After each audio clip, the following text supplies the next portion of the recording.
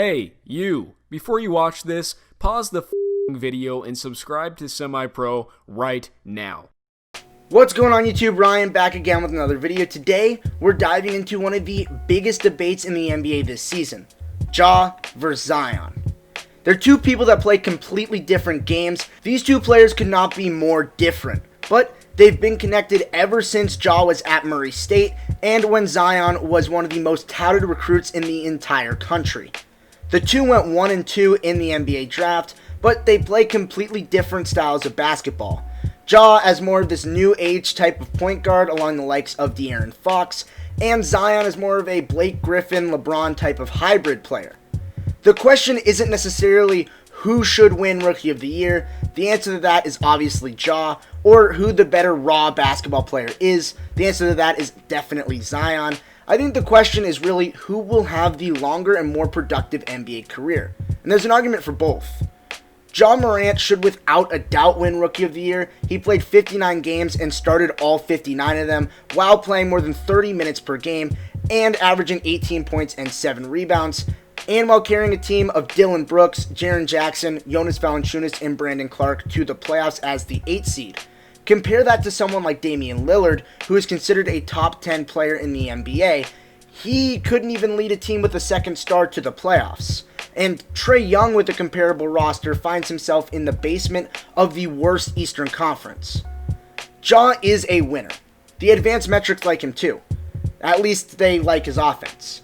He has a PER of 18 and is well above average in offensive efficiency and offensive plus-minus, as well as assisting on 34% of the Grizzlies' shots taken while he's on the floor. His defense isn't great, but he only stands at 6'3" and weighs 175 pounds soaking wet. He can get beat physically by almost anyone in the NBA, excluding Isaiah Thomas, Tyler Ulis, and the People's Champions Chris Clemens. But you don't need to be a physical defender when you might be the most athletic player in the NBA. Let's do a little breakdown of Ja's game. This play is against the Charlotte Hornets in a tie game with 5 seconds remaining. Ja is matched up at the top of the key, and he's guarded by Cody Martin, the best perimeter defender that the Hornets have.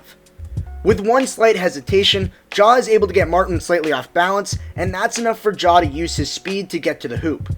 The problem after that is everyone in the building knows that Ja is going to take this final shot, so the Hornets defense is collapsing on him. Ja is met at the rim by strong and weak side help defense by both Cody Zeller and Miles Bridges, the latter of which is one of the few players in the league who can rival Ja's athleticism, as well as Martin coming from behind for a chase down block. Ja jumps into Zeller, rendering the other two defenders obsolete because Ja is taking his momentum away from them. But he does still have to deal with Zeller, who not only has 9 inches on Morant, but also timed his jump perfectly. Ja knows he can't finish over Zeller, so he uses his coordination to double clutch and finish under the outstretched arms of the big man. This play showcases everything that Ja does so great. His exquisite ball handling, elite athleticism, smart basketball IQ, and exceptional finishing ability, as well as showcasing his clutch gene. Then there's Zion. As much as I raved about Ja, I could rave even more about Zion. There's nothing that this guy can't do on the basketball court. He doesn't have a case for Rookie of the Year because he was out for a majority of the season with an injury, but when he came back healthy, he showed why he was the consensus #1 pick. The Pelicans have gone 10-9 with Zion on the floor, so his winning percentage compared to Ja is slightly better. But this is an incredibly small sample size. That's always going to be the main pushback for Zion's rookie production, is that he just didn't play enough games. Zion immediately came back from injury, averaging 24-7, and that's the most points averaged by anyone playing under 30 minutes per game by a full 5 points over Lou Williams. And he immediately started bullying opposing players on the inside. Zion is only 19. Most people his age are still developing into their frame.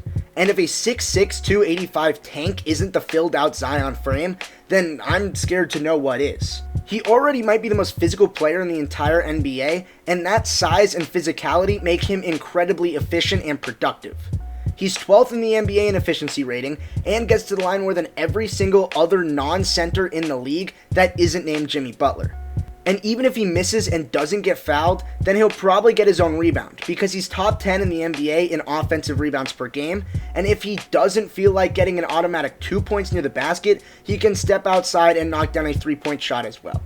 Granted, this stat might be the most skewed by a low sample size because he only has shot 13 threes in his career, and after he went 4 for 4 from deep in his first game back, he's only gone 2 for 9 from deep. But at the very least, he's capable enough to be respectable as a shooter on the outside, stretching out the defense. Basically, what's going to happen when Zion is on the floor is he will bully his way to the post to put up a shot that he will probably make because he shoots 67% from right around the basket. But on the off chance that he misses, he will grab his own rebound and either make the second chance opportunity, or he will be fouled and head to the line where he shoots 65%. This is an area of his game where he can definitely improve, but he doesn't shoot a bad enough percentage from the stripe in order for teams to intentionally foul him, unless he's just so dominant on the offensive side of the ball, but that is not at the point of his game where he's at just yet. Zion translates to team success as well. We talked about how the Pelicans' record improved with Zion on the floor, but the team as a whole improves when Zion's on the floor as well. The Pelicans score 14 more points per 100 possessions when Zion is on the floor compared to where he's off. Basically, when Zion's on the floor, the Pelicans are one of the best teams in basketball, and when he's off the floor, they are well below average. You just don't ever tend to see that astronomical jump, especially with rookies. We did a little bit of a film study with Ja, so let's do the same with Zion. He isn't as subtle as Ja is. He can just do that, and that, and that. There isn't much to break down. He's just stronger, more physical, and more athletic than really anyone on the floor. The question now has to be answered. Who will have the better career? The main concern with Zion is his injuries. Can he maintain to be on the basketball court with that frame? I don't know, but I sure hope so because he's exhilarating to watch. Ja doesn't really have the same injury concerns, but I'm still a little nervous for his health. Ja reminds me a lot of a young Derrick Rose, and we all know what happened with D Rose.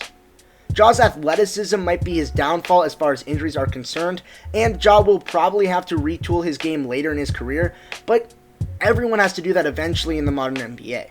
If I were to put my money on it, I think that Zion will have more team success because he's less ball dominant, a better defender, and more malleable, but I think Ja might have the longer career and might even have the more consistent prime than Zion.